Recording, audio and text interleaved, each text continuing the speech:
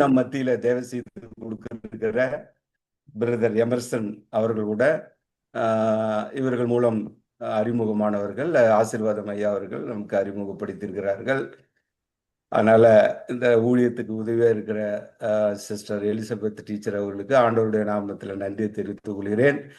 இன்றைய தேவ ஊழியக்காரரை அறிமுகப்படுத்தி நமக்கு தேவ செய்திக்காக பிரதர் சம்பிங் அவர்கள் ஜெபிப்பார்கள். ஆமென். அல்லேலூயா. இந்த மாலை வேளையிலே இயேசு கிறிஸ்து நாமத்தினாலே அனைவருக்கும் நன்றி வாழ்த்தலை சொல்லி, இந்த மாலை வேளையில இப்படிப்பட்ட கூடி வருகிறதான ஒரு நல்ல கிருபையை தேவன் கொடுத்ததற்காய் முதலாவது தேவனுக்கு நன்றி சொல்லுவோம். இப்பொழுது கூட இது சிறு கூட்டமாய் இருந்தாலும் நமது அழைப்பை ஏற்று நம் மத்தியிலே வந்திருக்கிறதான அருமை சகோதரர் பிரதர் எம்சன் தேவராஜ் அவர்களை இயேசு கிறிஸ்துவின் நாமத்தினால நாங்கள் இந்த சேலம் ரயில்வே ஃபேமிலி சார்பாக வாழ்த்தி வரவேற்கிறோம். Brother, welcome you on behalf of this Salem railway family fellowship. பிரதரை சொல்ல போனால் பிரதர் வந்து கடந்த 20-22 வருடங்களாக ஜெம் மினிஸ்ட்ரியில அவர்கள் பங்கு பெற்று அதனுடைய காரியங்கள் எல்லாவற்றையும் கோயம்புத்தூர் பகுதியில செய்து வராங்க. அது மட்டும் இல்ல, பிரதர் அவர்கள் பிஸ்னஸ்ல ஒரு நல்ல இருந்து ஃபேக்டரி எல்லாம் வச்சுக்கிட்டு அதனுடைய காரியங்களும் அவர்கள் உலக பிரகாரமான அந்த காரியங்களும் செய்து வராங்க. அது மட்டும் இல்லாம இந்த ஜெம் மினிஸ்ட்ரி வழியாக அநேக சபைகளை அவர்களை ஏற்படுத்தவும் தேவன் அவர்களை பயன்படுத்தி வருகிறார்கள். சார் அவர்கள் சொன்னது போல இவர்கள் அந்த வம்சத்து வழியாக ஊப்ளியிலிருந்து எலிசபெத் சிஸ்டர் இருக்காங்களே, ஆசீர்வாதம் அவர்கள் வழியாக இவர் நம்மளுக்கு அறிமுகமானவர். தேவனுடைய சித்தத்தின்படி இன்று நமக்கு செய்தி கொடுக்க வந்திருக்கிறதான இந்த சகோதரிகளை மீண்டுமா இயேசு கிறிஸ்து நாமத்தினாலே நம்ம வாழ்த்து வரவேற்கிறோம். அது மட்டுமல்ல, பிரதர் அவர்கள் வந்து யூடியூப்ல பாத்தீங்கன்னா அவருடைய மெசேஜ் நிறைய இருக்குது. யூடியூப்ல மெசேஜ் நிறைய கொடுத்துருக்குறாங்க. அது ஆசீர்வாதமா இருந்தது, நானும் கேட்டிருக்கிறேன். இந்த நல்ல நாளில் கூட தேவ ஆவியானவர் நம்மோடு இடைப்படும்படியாய் நாம் யாவரும் தலைகளை தாழ்த்தி தேவனை நோக்கி தேவனுடைய ஜீவ அப்பத்திற்காய் இந்த நல்ல நேரத்திற்காய் அவருடைய வார்த்தை வெளிப்படும்படியாய் அதை கொண்டு தேவன் ஆவியானவர் நம்மளோடு இடைப்படும்படியாய் நாம் யாவரும் தலைகளை தாழ்த்தி ஒரு நிமிடம் தேவ வசனத்திற்காய் நாம் ஜெபிப்போம். நல்ல பிதாவே, அன்பு இருக்கமுள்ள தகப்பனே, கர்த்தராகிய இயேசு கிறிஸ்துவே, உன்னதங்களில் வாசம் பண்ணுகிறப்பா, இயேசு கிறிஸ்துவின் நாமத்தினால 2 அல்லது 3 பேர்கள் எங்கு கூடினாலும் அங்கு வருவேன் என்று வாக்கு பண்ணினவர். இந்த மாலை வேளையில் அப்பா, நீர் எங்கள் மேல வந்து அசைவாடும்படியாய் நாங்கள் செபிக்கிறோம். எங்கள் ஆத்மாவி சரீரத்திலே தேவன் ஆண்டவரே ஒரு புதிய பலனை கொடுத்து ஆண்டவரே உங்களுடைய கிருபையினால ஆண்டவரே நல்ல நாளில் உங்களுடைய வார்த்தையினால வெளிப்படும்படியாய் நாங்கள் தாழ்த்துகிறோம், ஒப்பு கொடுக்கிறப்பா. நீ சகலத்தை உண்டாக்கின தேவன் ஆண்டவரே, சகலத்தைய பார்க்கல உடைய வார்த்தையை நீர் மைமைப்படுத்தியிருக்கிற அதற்காய் உமக்கு நன்றி என்று சொல்லுகிறோம். உடைய வார்த்தை கொண்டு எங்களை திடப்படுத்தும்படியாய், பலப்படுத்தும்படியாய், நிலைநிறுத்தும்படியாய் ஓ கர்த்தாவே, நாங்கள் பரிசுத்திலே நிலைநிறுத்த உம்முடைய முகத்தை நோக்கி எவ்வேளையில எக்காலத்திலும் சோஸ்திரிக்கத்தக்கதாய் தேவனுடைய வார்த்தைக்காய் நாங்கள் காத்திருக்கிறோம். எங்களை தாழ்த்துகிறோம், ஒப்பு கொடுக்கிறோம். துதி கன மகிமையாவையும் உமக்கே நாங்கள் செலுத்துகிறோம். இயேசு கிறிஸ்து இன்ப நாமத்தினால் ஜெபிக்கிறோம் ஜீவன்ல நல்ல பிதாவே, ஆமென், ஆமென், ஆமென், ஆமென். இப்பொழுது பிரதர் எமர்சன் அவர்கள் நம்ம மத்தியில் தேவ செய்து கொடுப்பார்கள்.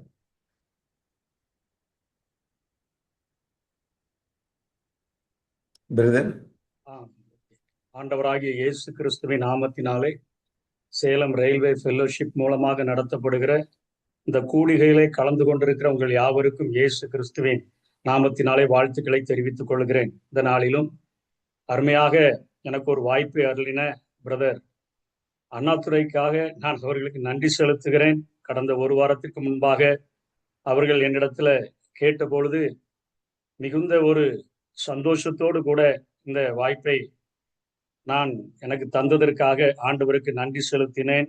இந்த நாளிலே உங்கள் மத்தியிலே எபேசியர் சபையிலே இருக்கக்கூடிய விசுவாசிகளுக்காக அந்த பவுல் அப்போஸ்தலன் ஜெபித்த ஜெபத்தினுடைய சாராம்சத்தை குறித்து இந்த நாளிலே தியானிக்கும்படியாக நான் விரும்புகிறேன்.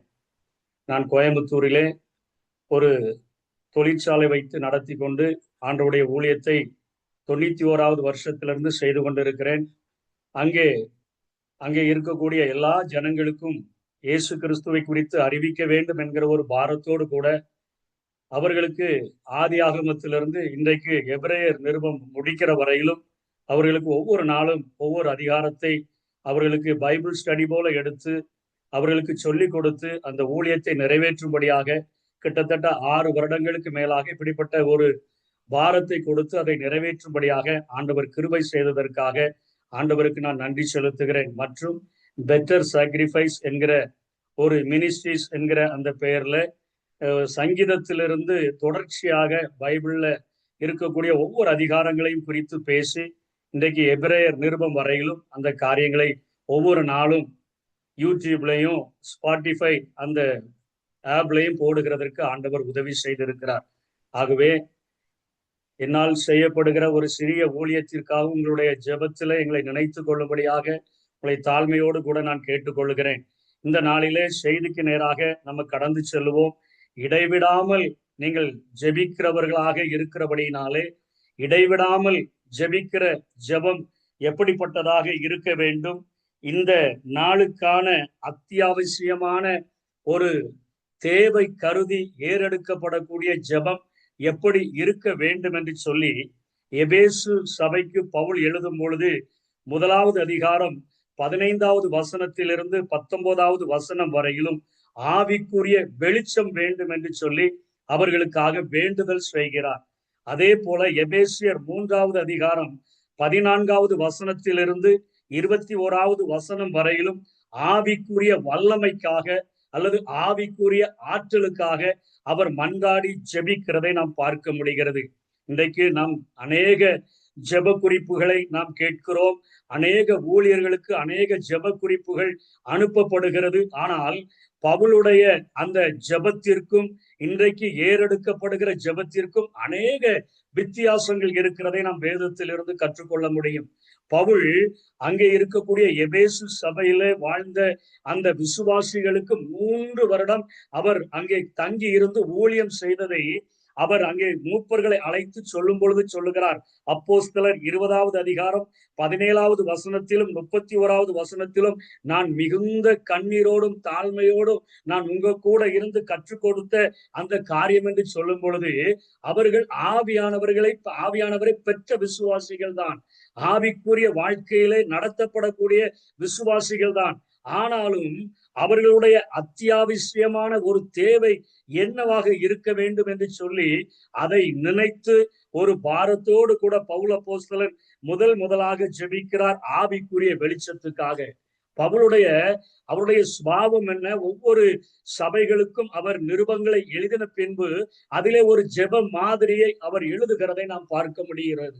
எப்படி உங்களுக்காக ஜெபிக்கிறேன் என்கிற ஜெப மாதிரியை ஒவ்வொரு சபைக்கும் அவர் எழுதி வைத்திருக்கிறார். அதே போலத்தான் இங்கே எபேசியர்களுக்கு ஆவிக்குரிய வெளிச்சத்தை அவர்கள் பெற்றுக்கொள்ள வேண்டும் என்று அவர் இங்கே ஜெபிக்கிறதை பார்க்கிறோம். ஆவியானவரை பெற்றுக்கொண்டவர்கள் தான், ஆவியானவரால் நடத்தப்படுகிறவர்கள் தான், ஆவிக்குரிய வரங்களை பெற்றவர்கள் தான்.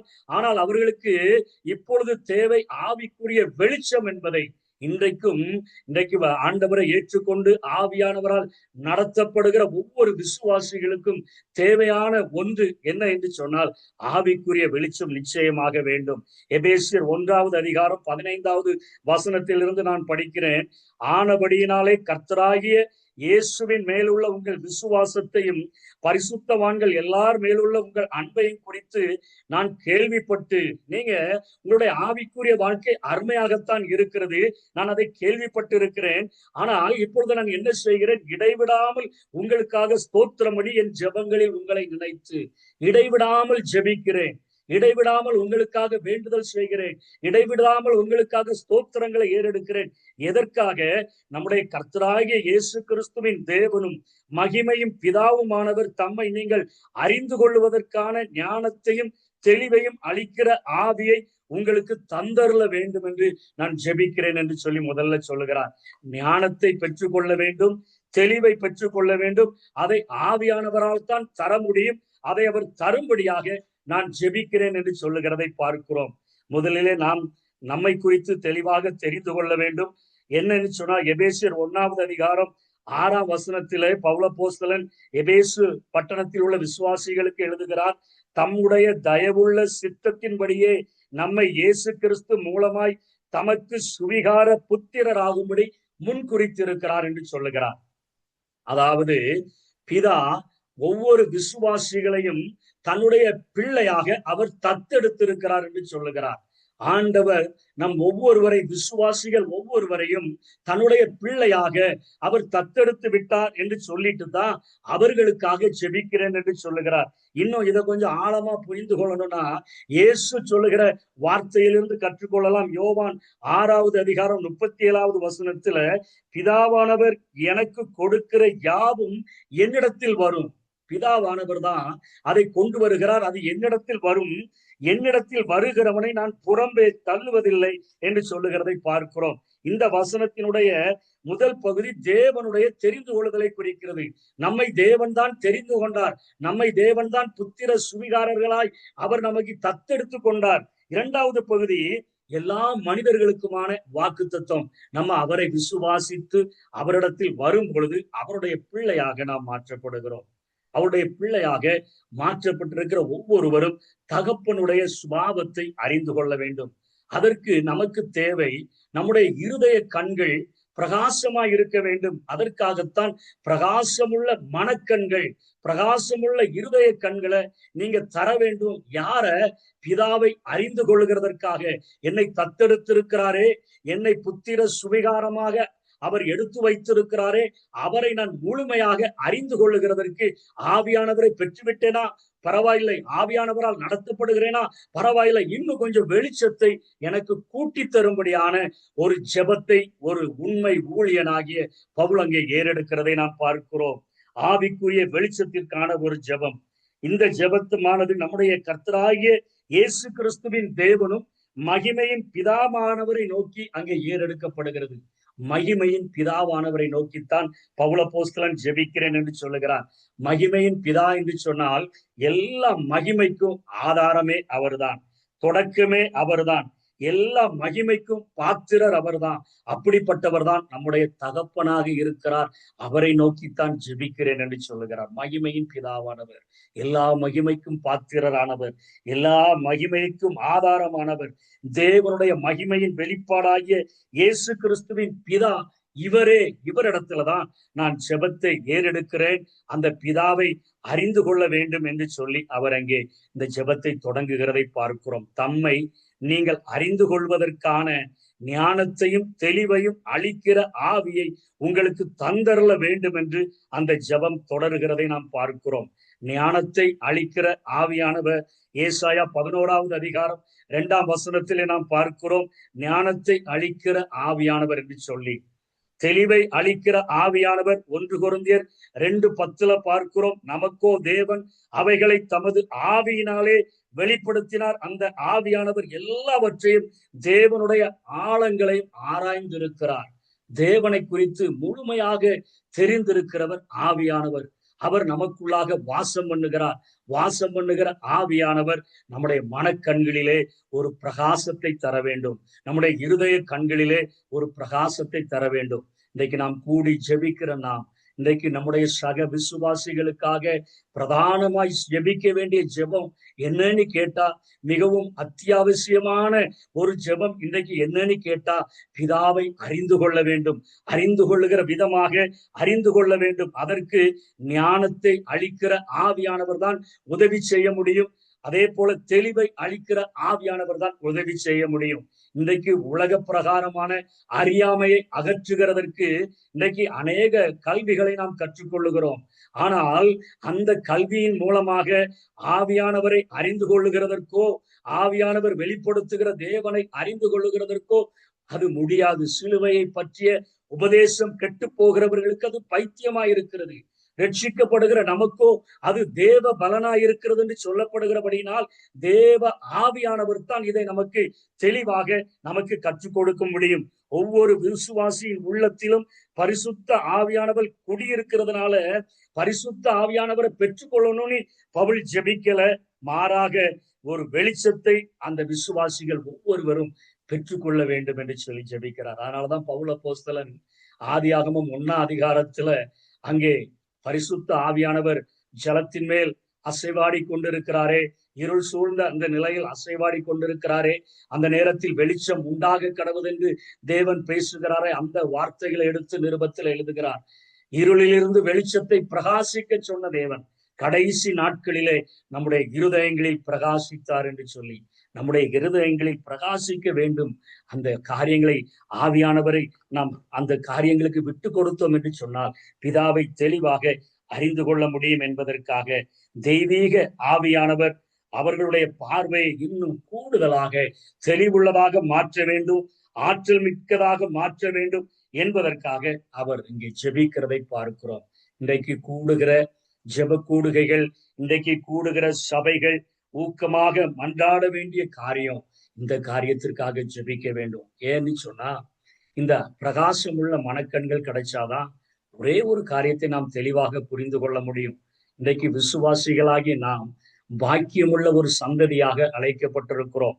இன்றைக்கு காண்கிறவைகள் எல்லாமே அனித்தியமானவைகள் என்று வேதத்திலிருந்து கற்றுக்கொள்ளுகிறோம்.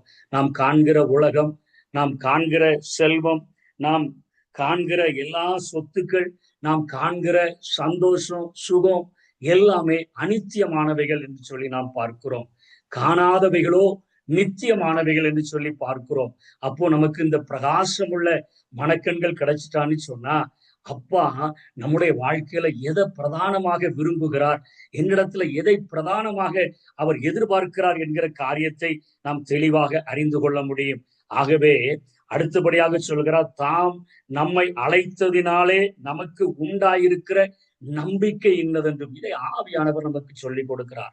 காண்கிற இன்றைக்கு குடியிருக்கிற இந்த கூடாரம், நம்ம இங்க பரதேசிகளாய்த்தான் சஞ்சரிக்கிறோம். நம்முடைய வீடு, நம்முடைய குடியிருப்போ பரலோகத்தில் இருக்கிறது என்று வேதம் சொல்லுகிறது. அங்கே நமக்கென்று ஒரு ஸ்தலத்தை அங்கே இயேசு கிறிஸ்து ஆயத்தம் பண்ணி கொண்டிருக்கிறார். இங்கே அவர் நம்மை அழைத்திருக்கிறாரே, புத்திர சுவிகாரமாக நம்மை ஏற்றுக்கொண்டாரே, நம்மை தத்தெடுத்து பிள்ளையாக மாற்றிக்கொண்டாரே. எதற்கு? நமக்கு உண்டாயிருக்கிற நம்பிக்கை இன்னதென்று நாம் அறிந்து கொள்ள வேண்டும். நமக்கு உண்டாயிருக்கிற நம்பிக்கை எதை சொல்லுகிறார்?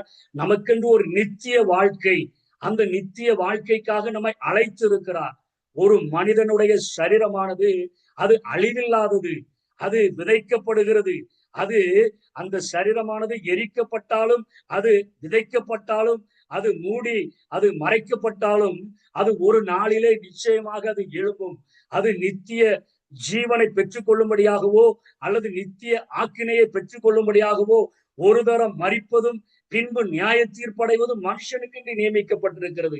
ஆகவே இந்த உலக வாழ்க்கையில நம்ம ஒன்றும் கொண்டு வந்ததில்லை, ஒன்றும் கொண்டு போகுவதில்லை.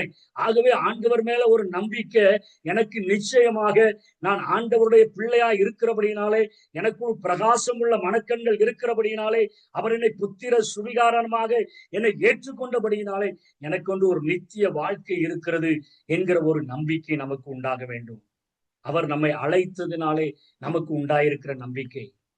அதே போல கிறிஸ்துவுக்குள்ளாக மாற்றப்பட்டிருக்கிற நம்ம, விசுவாசிகளாக அழைக்கப்பட்டிருக்கிற நம்ம, கர்த்தர் தாமே ஆரவாரத்தோடும் பிரதான தூதனுடைய சத்தத்தோடும் தேவ எக்காலத்தோடும் வானத்திலிருந்து அவர் வெளிப்படுகிற அந்த நேரத்துல கிறிஸ்துவுக்குள் மரித்தவர்கள் முதலாவது எழுந்திருப்பார்கள். பின்பு உயிரோடு இருக்கிற நாமும் எதிர்கொண்டு போக நம்ம ஒரு மணவாளனாகிய இயேசுவை சந்திப்பதற்கு மணவாட்டியாக பரிசுத்த ஆவியானவர் நம்மை ஆயத்தப்படுத்தி நம்மை அலங்கரிக்கிறவராக இருக்கிறார். இந்த நம்பிக்கை இது நமக்கு ஒவ்வொரு விசுவாசிகளுக்கும் உண்டாக வேண்டும். ஆவியானவர் எனக்குள்ளாக இருந்து மணவாளனாகிய இயேசுவுக்கு ஏற்ற ஒரு மணவாட்டியாக என்னை பரிசுத்த அலங்காரத்தினால் என்னை அவர் நிறைக்கிறார் என்கிற ஒரு நம்பிக்கை, என்னை அழைத்திருக்கிறார், எனக்கு நித்திய வாழ்க்கையை அவர் வைத்திருக்கிறார், என்னை மணவாட்டியாக, சபையாகிய என்னை மணவாட்டியாக அவர் அழைத்திருக்கிறார் என்கிற ஒரு நம்பிக்கை நமக்கு இருக்க வேண்டும். அததான் இங்கே சொல்கிறார், தாம் நம்மை அழைத்ததினாலே நமக்கு உண்டாயிருக்கிற நம்பிக்கை என்னதென்றும், பரிசுத்தவான்களிடத்தில் தமக்கு உண்டாயிருக்கிற சுதந்திரத்தினுடைய மகிமையின் ஐஸ்வர்யம் என்னதென்றும். இது எதை குறிக்குதுயா? அவருடைய சொத்தே நம்ம தான் சொல்லுகிறார். அதை நம்ம புரிந்து கொள்ள வேண்டும்.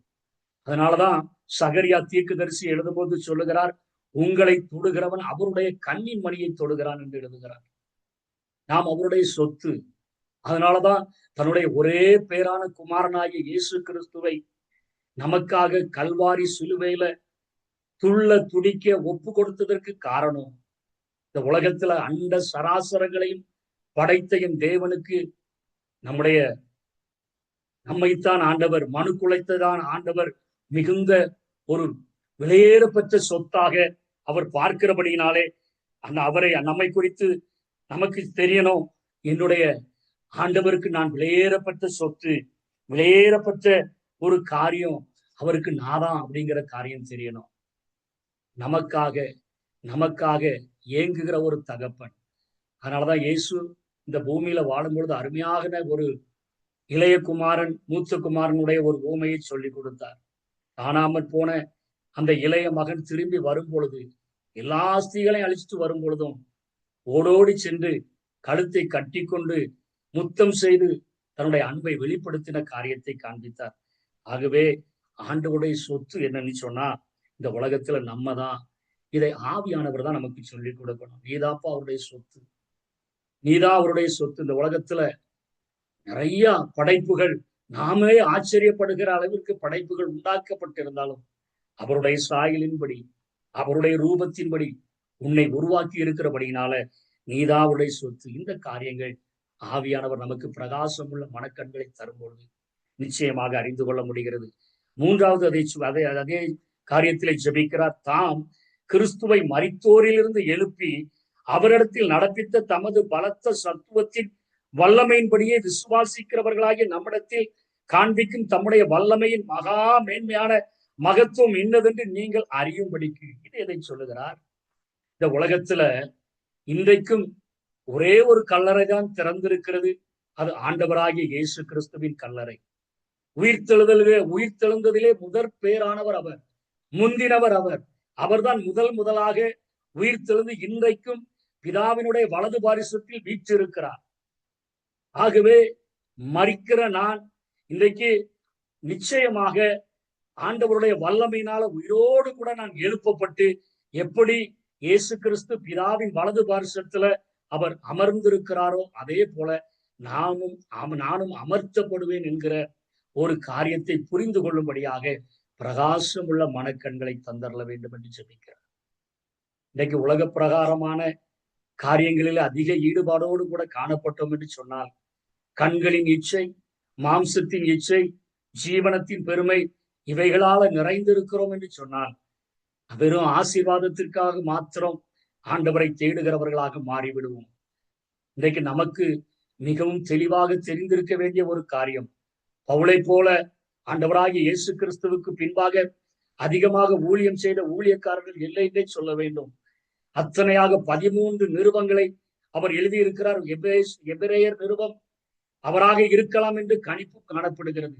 இத்தனை நிருபங்களை எழுதி பாரத்தோடு கூட ஓடி உழைத்த, கடைசி நேரம் வரையிலும், கடைசி மணித்துளிகள் வரையிலும் உழைத்த அந்த பவுல் அப்போஸ்தலன் இருதயத்துல இருந்த ஒரு பாரம், இடைவிடாத ஒரு ஜெபம்னு சொன்னா அது இதாகத்தான் இருக்கணும். அந்த விசுவாசிகளின் அவசியம் கருதி இந்த ஜெபத்தை ஏறெடுக்கிறார். பிரகாசமுள்ள மனக்கண்கள் வேண்டும். உன்னை புத்திர சுவிகாரமாக தத்தெடுத்த தகப்பனை நீ அறிந்து கொள்ள வேண்டும். அவர் உனக்கு வைத்திருக்கிற நம்பிக்கை என்னதென்பதை நீ அறிந்து கொள்ள வேண்டும். உனக்கென்று நித்திய வாழ்க்கையை வைத்திருக்கிறார், உன்னை மனவாட்டியாக அழைத்திருக்கிறார் என்கிற நம்பிக்கை வேண்டும்.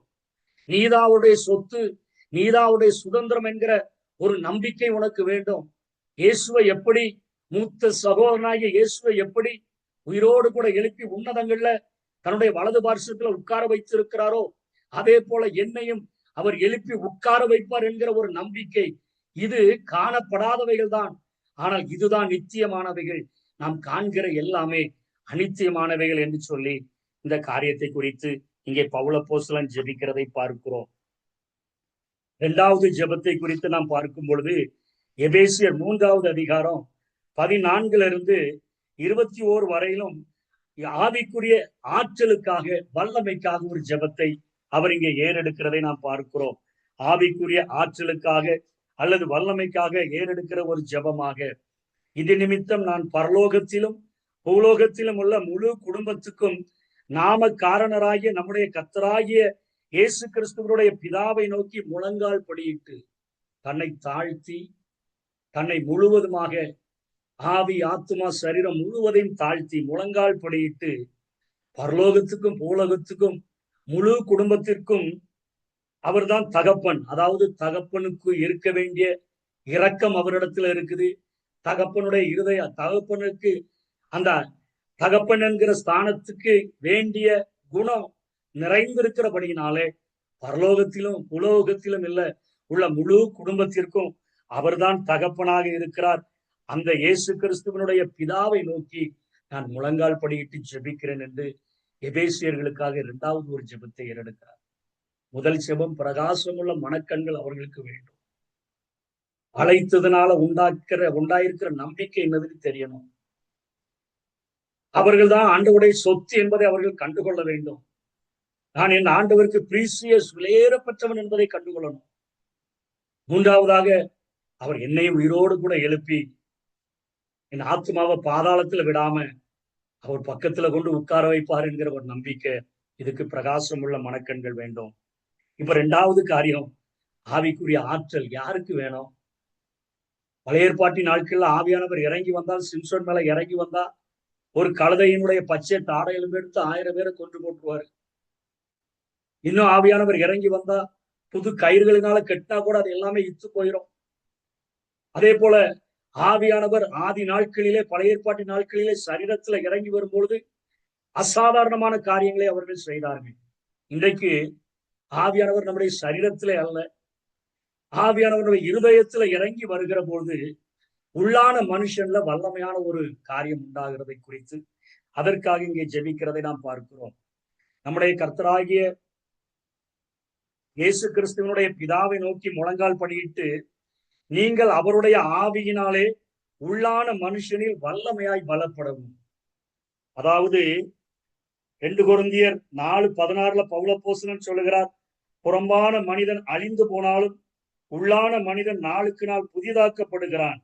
நாம் உள்ளான மனிதனுக்கு வல்லமை தேவைப்படுது, வளர்ச்சி தேவைப்படுது, பெருக்கம் தேவைப்படுது.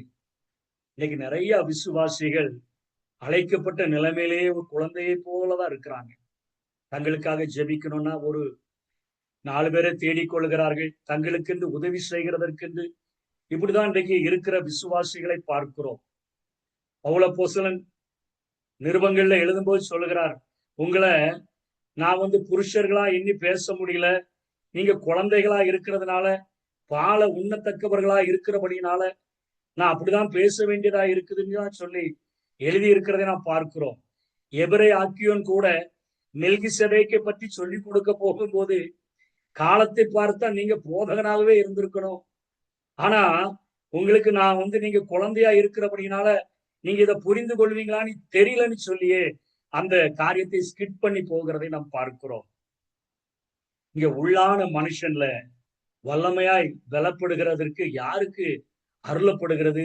பவுலப்போஸ்தலன் ஜெபிக்கிறார்னு சொன்னா, அனுதினமும் வேத வசனத்தை உட்கொள்கிறவர்களாக நம்ம இருந்தோம்னு சொன்னா, தேவனுடைய சமூகத்துல ஜெபம் என்கிற அந்த சுவாசத்தை, அந்த காற்றை சுவாசிக்கிறவர்களாக நாம் இருந்தோம் என்று சொன்னால், அதாவது ஜெபிக்கிறவர்களாக நாம் இருந்தோம் என்று சொன்னால், ஆண்டவருக்கு ஊழியம் செய்கிறவர்களாக நாம் இருந்தோம் என்று சொன்னால், நிச்சயமாக ஆண்டவர் நம்முடைய வாழ்க்கையில உள்ளான மனுஷனை வல்லமையாக பலப்பட செய்யக்கூடியவராக இருக்கிறார். அப்படிப்பட்ட விசுவாசிகளுக்காகத்தான் பவுலப்போஸ்தலன் முழங்கால் படியிட்டு பிதாவை நோக்கி அவர் ஜெபிக்கிறார். உள்ளான மனுஷனில் வல்லமையாய் பலப்படவும், விசுவாசத்தினாலே கிறிஸ்து உங்கள் இருதயங்களில் வாசமாய் இருக்கவும் என்று சொல்லுகிறார். கிறிஸ்துவானவர் மகிமையின் நம்பிக்கையாக நம்முடைய இருதயங்களில் வாசம் பண்ணுகிறார். நான் இதோ வாசற்படியில் நின்று தட்டுகிறேன், ஒருவன் என் சத்தத்தை கேட்டு கதவை திறந்தால் நான் அவனுக்குள்ள வாசம் பண்ணுவேன் என்று சொல்லுகிறார். நானும் என் பிதாவும் வாசம் பண்ணுவோம் என்று சொல்லுகிறார். திருத்துவமே நமக்குள்ளாக வாசம் பண்ணுகிற காரியங்களை நாம் அறிந்து கொள்ள வேண்டும். உள்ளான மனிதனில் வல்லமையாக பலப்பட்டோம் என்று சொன்னால் நம்ம தைரியமாய் சொல்ல முடியும், எனக்குள்ளாக அண்ட சராசரங்களையும் ஆளுகிறவர் வாசம் பண்ணுகிறார் என்று சொல்ல வேண்டும். வாசம் பண்ணுகிறார், எனக்குள்ளாக வாசம் பண்ணுகிறார். அதைத்தான் இங்கே எழுதுகிறார். உள்ளான மனுஷன்ல வல்லமையாய் பலப்பட்ட மனுஷன் அறிந்து கொள்ளுவான், உங்கள் இருதயங்களில் வாசமாயிருக்கவும் கிறிஸ்து வாசமாயிருக்கும், நீங்கள் அன்பிலே வேரூன்றி நிலை பெற்றவர்களாகி, அதாவது அன்பினால் நிறையப்படுகிற ஒரு உள்ளான மனிதனாக இருக்க வேண்டும். இன்றைக்கு அன்பற்ற கிறிஸ்தவ சமுதாயத்தை பார்க்கிறோம். மற்றவர்களுக்காக ஜெபிக்கிறோம் என்று சொன்னால் நிச்சயமாக தேவனுடைய அன்பு பரிசுத்த ஆவியினாலே நமக்குள்ளாக ஊற்றப்பட்டிருக்கிறது. நமக்கும் அநேக இந்த நேரங்கள் பயனுள்ளதாக உலகத்தின் காரியங்களுக்காக நாம் பயன்படுத்த முடியும். ஆனால் நாம் நேரத்தை ஒதுக்கி கொண்டு ஜெபிக்கிறவர்களாக வந்திருக்கிறோம் என்று சொன்னால் தேவனுடைய அன்பு நம்மை நெருக்கி ஏவுகிறபடினாலே இந்த காரியத்தை செய்கிறவர்களாக காணப்படுகிறோம். ஆகவே அன்பிலே வேரூன்றி நிலை பெற்றவர்களாகி சகல பரிசுத்தவான்களோடு கூட கிறிஸ்துவனுடைய அன்பின் அகலம், நீளம், ஆழம், உயரம் இன்னதென்று உணர்ந்து அறிவை கட்டாத அந்த அன்பை அறிந்து கொள்ள வல்லவர்களாய் இருக்கிறதற்கும் ஆவியானவர் தான் நமக்கு தேவை. உள்ளான மனுஷனை வல்லமையாய் பலப்படுத்துகிறதற்கு ரோமர் 5:5 சொல்றாரு, பரிசுத்த ஆவியினால தேவ அன்பு உங்களுடைய இருதயங்களில் ஊற்றப்படுகிறது. அன்பின் மிகுதி, அன்பு பொங்கி வழிகிற ஒரு இருதயமாக நம்முடைய இருதயங்கள் மாற்றப்பட வேண்டும். உள்ளான மனுஷன்ல வல்லமையாய் பலப்பட வேண்டும். அப்படிப்பட்ட காரியங்களுக்காக இந்த அன்பு எப்ப பெருகும், மற்றவர்கள் மேல எப்ப பெருகும்னு சொன்னா, நான் எப்படிப்பட்ட கேடுகட்ட நிலைமையில இருந்த என்ன ஆண்டவர் எவ்வளவு தூரம் போயிருந்தா கூட என்னை அவருடைய கரம் இழுத்து அவருடைய மார்போடு அணைத்து கொண்டத, எவ்வளவு பாதாளத்துல விழுந்து கிடந்த ஒரு பாவ சேற்றுல கிடந்த சூழ்நிலையில இருந்தாலும் அங்க ஆழமாய் வந்து என்னை தூக்கி உன்னதங்களில் பிதாவோடு கூட உட்கார வைக்கிற ஒரு உன்னத அனுபவத்துக்கு என்னை கொண்டு சென்றிருக்கிறதே. அந்த காரியங்கள் எவ்வளவு தூரமா போயிருந்தாலும், எவ்வளவு அகலமாக நம்ம மேல இவ்வளவு பெரிதான ஒரு அன்பை ஆண்டவர் நம்மிடத்தில் காண்பித்தபடியினால்தான் தன்னுடைய சொந்த குமாரனை, தேவன் தம்முடைய ஒரே பேரான குமாரனை விசுவாசிக்கிறவன் எவனோ அவன் கெட்டு போகாமல் நித்திய ஜீவனை அடைபடிக்கு அவரை தந்தரில் இவ்வளவாய் உலகத்தில் அன்பு கூர்ந்தார். அவருடைய அன்பின் அகலத்திற்கு எல்லையே இல்லை, ஆழத்துக்கு எல்லையே இல்லை, நீளத்துக்கு எல்லையே இல்லை. உன்னதம் தான் உயர்ந்த இடம். அந்த உன்னதத்துல வானமே எல்லைன்னு சொல்லி நம்ம நினைக்கிறோம். அதற்கு மேலாக என் ஆண்டவர் வீற்றிருக்கிறாரே, அந்த உன்னதம் வரையும் என்னை உயர்த்துகிற ஒரு ஆண்டவர். இந்த காரியங்களை நான் அறிந்து கொள்ள வேண்டும் என்று சொன்னார். என் உள்ளான மனுஷன் வல்லமையாய் பலப்பட வேண்டும். இந்த அன்பை நான் புரிஞ்சுக்கிட்டேன்னு சொன்னா, என்னையும் நேசிக்கிற ஒரு தேவன் இருப்பார் என்று சொன்னால் மற்றவர்கள் அற்பமா எண்ண மாட்டோம். ஐயோ, அவர்கள் என்னை விட எவ்வளவு பரவாயில்ல, அவர்கள் ஆண்டவரை ஏற்றுக்கொள்ளணுமே, ஆண்டவருக்குள்ள வரணுமே, அவர்கள் ஆண்டவரை அவர்களுக்காக ரத்தம் சிந்தினார. இன்னைக்கு 100 ஆடுகள் இருக்கிற இடத்துல 99 ஆடுகள் தேவனிடத்துல இருந்தாலும் அந்த ஒரு ஆடு வழிதவறி போயிருந்தா அந்த ஆடு என் ஆண்டவர் பக்கத்துல சேர்த்து கொள்ளப்படுமானால் பரலோகத்துல மிகுந்த சந்தோஷம் உண்டாகுமே, தூதர்கள் மத்தியில மிகுந்த சந்தோஷம் உண்டாகுமே. அந்த அன்பினால உள்ளான மனுஷன் அது வளர்ந்திருந்தான்னு சொன்னா, அது பெருகி இருந்தான்னு சொன்னா, அது அந்த மனுஷன் பூரண புருஷராக உருவாயிருந்தான்னு சொன்னா, மற்றவர்கள் மேல இயேசு எப்படி கரிசனை கொண்டு அவர் திரளான ஜனங்களை காண்கிற போது மனதுருகினாரோ அதே போல ஒரு மனதுருக்கத்தோடு கூட நாம் காணப்பட முடியும். அந்த அதுக்கு அடுத்தபடியாக சொல்றார், அறிவிக்கட்டாத அந்த அன்பை அறிந்து கொள்ள வல்லவர்களாகவும் தேவனுடைய சகல பரிபூரணத்தாலும் நிறையப்படவும். சகல பரிபூரணம்னா ஒரே வார்த்தையில சொன்னா, இயேசு கிறிஸ்துவுக்குள்ள தேவத்துவத்தின் பரிபூர்ணம் எல்லாம் வாசமா இருக்குது. அந்த இயேசு எனக்குள்ள இருந்தார்னு சொன்னா நான் பரிபூரணத்தால நிறையப்பட்டுருவேன். இயேசு கிறிஸ்துவை எதை இழந்தாலும் என் ஆண்டவராகிய இயேசு கிறிஸ்துவை அறிகிற அறிவின் மேன்மைக்காக எல்லாவற்றையும் நஷ்டம் என்று விட்டேன், எல்லாவற்றையும் குப்பையுமாக எண்ணுகிறேன் என்று சொல்லி அங்க பவுலப்போஸ்தலன் சொல்லுகிறாரே, அந்த இயேசு கிறிஸ்து தான் பரிபூர்ணத்தின் ஒரு நிறைவு, தேவத்துவத்தின் பரிபூர்ணம் எல்லாம் அவருக்குள்ள சரீர பிரகாரமா வாசமா இருக்குது. அவர் எனக்குள்ள வாசமா இருக்கிறாரு. அவர் தமது மகிமையுள்ள ஐஸ்வர்யத்தின்படியே உங்களுக்கு அனுக்கிரகம் பண்ண வேண்டும் என்று வேண்டிக் கொள்ளுகிறேன். அவருடைய மகிமையின் ஐஸ்வர்யத்தின்படியே நம்முடைய குறைவுகளை அவர் எடுத்துக்கொண்டு, நம்முடைய காரியங்களை அவர் எடுத்துக்கொண்டு, நம்முடைய காரியங்களை அவர் மேல போட்டுக்கொண்டு நமக்காக பிணைபடுகிற ஒரு காரியம். உள்ளான மனுஷன்ல வல்லமையாய் பலப்பட்டோன்னு சொல்ல இந்த காரியத்தை தெளிவாக புரிந்து கொள்ள முடியும். இன்றைக்கு ஒவ்வொரு விசுவாசிகளுக்காகவும் நாம் ஜெபிக்க வேண்டிய ஜெபம், ஆவிக்குரிய அந்த வாழ்க்கையில பிரகாசமுள்ள மனக்கண்கள் வேணும், பிதாவை அறிந்து கொள்ள வேண்டும், உள்ளான மனுஷன்ல வல்லமையாய் பலப்பட வேண்டும், அன்பினால் நிறையப்படுகிறதுக்கு அந்த அன்பினால் நிரப்பப்படும் பொழுது நாம் இயேசு கிறிஸ்து எப்படி அன்பினால் நிறைந்து கரிசனையோடு கூட ஊழியம் செய்தாரோ அந்த காரியத்தை நாம் செய்ய முடியும். அறிவு கட்டாத அந்த அன்பை புரிந்து கொள்ள முடியும். தேவத்துவத்தின் பரிபூரணத்தினால நாம் நிரப்பப்பட முடியும். நாம் வேண்டிக் கொள்ளுகிறதற்கும் நினைக்கிறதற்கும் மிகவும் அதிகமாய் நமக்குள்ளே அவர் கிரியை செய்கிறத நாம் உணர்ந்து கொள்ள முடியும். இதற்கு உதவி செய்கிறவர் ஆவியானவர். ஆகவே பிதாவை நோக்கி ஆவியானவரினால பிரகாசம் உள்ள மனக்கண்கள், இப்ப இருக்கிற பார்வையை விட கொஞ்சம் பார்வையை கூட்டித்தாங்கன்னு பவுல் அப்போஸ்தலன் ஜெபிக்கிறார். இப்ப இருக்கிற உள்ளான மனுஷன் அது வெளியான மனுஷனோட வீக்கா இருக்கிறான். அதனால வெளியான புறமான மனுஷன் ஒவ்வொரு நாளும் அவன் அழிக்கப்பட்டும் உள்ளான மனுஷன் நாளுக்கு நாள் அவன் பலப்படணும் அப்படிங்கிற ஒரு ஜெபம் இன்னைக்கு சபைகள்ல நம்ம மாதிரி ஜெப கூடுகைகள்ல இருக்கும் என்று சொன்னால், ஆண்டவருக்கென்று ஒரு விசுவாச வீரர்களை, ஆண்டவருக்கென்று பிரயாசப்படுகிற யுத்த வீரர்களை, ஆண்டவருக்கென்று போராடுகிற விசுவாச வீரர்களை இந்த சமுதாயத்தில் நாம் உருவாக்க முடியும். அப்படிப்பட்ட கிருபைகளை தேவன் தாமே நமக்கு தந்தருள்வாராக. ஆமென். ஆமென்.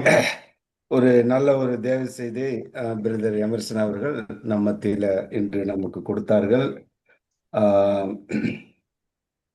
தேவனை அறிந்து கொள்ள வேண்டிய காரியங்களை குறித்தும் அவரை எப்படி நம்ம மனக்கண்கள்ல பிரகாசமுள்ள மனக்கண்களை நமக்கு கொடுக்குறத பற்றி அநேக காரியங்களை குறித்து நம்மோடு பேசினார்கள். பரிசுத்த ஆவியானவரை கொண்டு நாம் தேவனை அறிகிற ஒரு முக்கியமான ஒரு சத்தியத்தை அவர்கள் போதித்திருக்கிறார்கள். அதாவது அநேகர் நம்ம எல்லாம் ஜெபிக்க டீச் பண்ணிட்டு தான் இருக்கிறாங்க. எந்த ஒரு ஊழியக்காரர்கள் வந்தாலும் பரிசுத்த ஆவியானுடைய முக்கியத்துவத்தை சொல்லிக்கிட்டு தான் இருக்கிறாங்க. அதை இன்னொரு தடவை அவர் நமக்கு நினைவூட்டி இருக்கிறார்கள். என்னன்னா, ஒரு மிருகம் மிருகத்தினுடைய ஆவியை புரிஞ்சுக்கும். மிருகத்தை புரிஞ்சுக்கும், ஆடை புரிஞ்சுக்கும், மாடை புரிஞ்சுக்கும், நாய் அந்த மாதிரி ஒரு மிருகத்தினுடைய அந்த இது அவங்களுக்கு அந்த சைகை மற்ற உணர்வோட புரிஞ்சுக்கும். அது போல மனுஷனை புரிஞ்சுக்கணும்னா மனுஷாவி தேவை. அது போல தேவனை புரிஞ்சுக்கணும்னா அதுக்கு பரிசுத்த ஆவி நமக்கு தேவை.